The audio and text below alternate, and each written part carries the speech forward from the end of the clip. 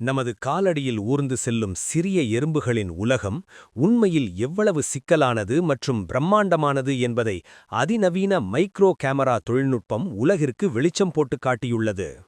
சாதாரண கேமராக்களால் படம்பிடிக்க முடியாத நுண்ணிய அசைவுகளை படம்பிடிப்பதற்காகவே உருவாக்கப்பட்ட இந்த மைக்ரோ கேமராக்கள் எறும்புகளின் வாழ்வியலை மிக நெருக்கமான கோணத்தில் படம்பிடித்துள்ளன. எறும்புகளின் முக அமைப்பு, அதன் கண்கள் மற்றும் உணர்கொம்புகள் எவ்வளவு நுணுக்கமாக வடிவமைக்கப்பட்டுள்ளன என்பதை இந்த தொழில்நுட்பம் காட்டுகிறது.